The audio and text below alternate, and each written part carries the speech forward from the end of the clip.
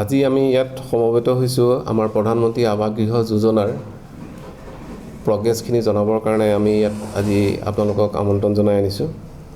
আপোনালোকক জনাব বিচাৰিছোঁ যে আমাৰ ৰাজ্যিক ভিত্তিত আৰু আমাৰ জিলা ভিত্তিত আমাৰ প্ৰধানমন্ত্ৰী আৱাস গৃহ কিমান ইতিমধ্যে আমাৰ সম্পূৰ্ণ হৈছে, কিমান বাকী আছে, তাৰ এটা সমীক্ষা আপোনালোকৰ ওচৰত দাঙি ধৰিব বিচাৰিছোঁ। মই পোনপ্ৰথমে আমাৰ ৰাজ্যিক ভিত্তিত আপোনালোকক জনাব বিচাৰিছোঁ, আমাৰ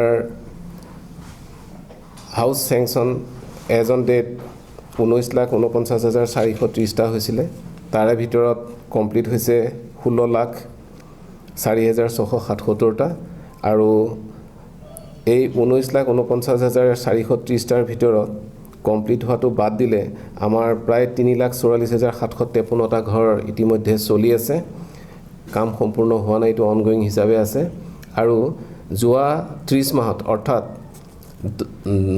মে' মাহৰ 10 তাৰিখৰ পৰা ডিচেম্বৰৰ 5 তাৰিখলৈকে আমাৰ 12,369টা ঘৰ ইতিমধ্যে আমাৰ কমপ্লিট হৈছে।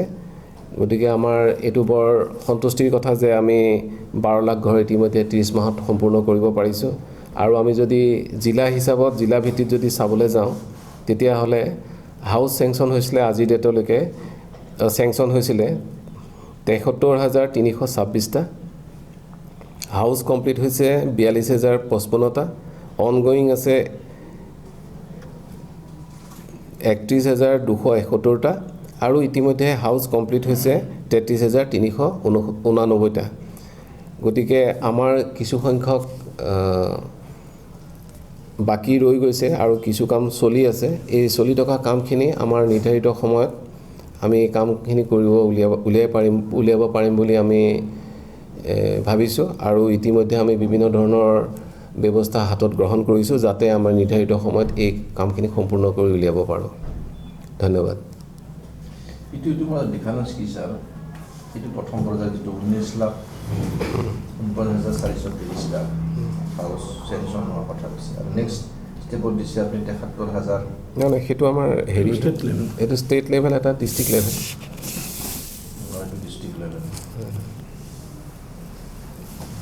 আৰু কণ্টিনিউ কৰোঁ নেকি? পিছত কাটি দিব পাৰিব নহয়। আপোনালোকে সুধিছিলে যে যিখিনি অৰ্ধনিৰ্মিত হৈ আছে বহুদিন ধৰি, গতিকে সেই সম্পৰ্কত মই ক'ব খোজোঁ যে আমাৰ আয়ুক্ত মহোদয়ৰ তৰফৰ পৰা আৰু আমাৰ জিলা উপায়ুক্ত মহোদয়ৰ তৰফৰ পৰাও বিভিন্ন ধৰণৰ পৰ্যালোচনা চলি আছে। আয়ুক্ত মহোদয়ে আমাৰ প্ৰায় এই সম্পৰ্কে পৰ্যালোচনা কৰি আছে বিভিন্ন স্তৰত আৰু এই কামখিনি কেনেকৈ সমাপন কৰিব পাৰি, তাৰ কাৰণে কি কি ব্যৱস্থা হাতত ল'ব পাৰি, সেই ব্যৱস্থাসমূহ লৈ পেলাই আমাৰ কাৰণ কিছুমান 45 দিন উকলি যোৱাৰ পিছতো ঘৰ অৰ্ধনিৰ্মিত হৈ আছে বা কিছুমান 90 দিন উকলি যোৱাৰ পিছতো কাম সম্পূৰ্ণ হোৱা নাই। ঠিক তেনেদৰে ক'ৰবাত আমাৰ বছৰ উকলি যোৱাৰ পিছতো কাম সম্পূৰ্ণ হোৱা নাই কিছুমান বিশেষ কাৰণত। সেই সম্পৰ্কে ইতিমধ্যে আয়ুক্ত মহোদয়ে আমাক কিছুমান নীতি নিৰ্দেশনা জাৰি কৰি দিছে। আমি সেই ভিত্তিত আমি আমাৰ কিছুমান ব্যৱস্থা ইতিমধ্যে আমি হাতত লৈছোঁ আৰু সেই ব্যৱস্থাপনাৰ যোগেদি আমি নিৰ্ধাৰিত সময়ত আমাৰ 2024 চনৰ 15 আগষ্টৰ আগে যিটো আমাৰ সংকল্প আছে যে আমি ঘৰ সম্পূৰ্ণ প্ৰত্যেকৰে একোটা সুন্দৰ ঘৰ হয় যাতে, তাৰ যি সংকল্প আছে সেইটো যাতে আমি সম্পূৰ্ণ কৰিব পাৰোঁ, তাৰ কাৰণে আমি ইতিমধ্যে ব্যৱস্থা গ্ৰহণ কৰিছোঁ। ধন্যবাদ। বেনিফিচিয়াৰী যিটো SECC data 2011 based on date census যিটো ৰিপৰ্ট থাকে তাৰ ওপৰতে আমাৰ চিলেকশ্যন হয় আৰু তাত ৱেটিং লিষ্টটো থাকে।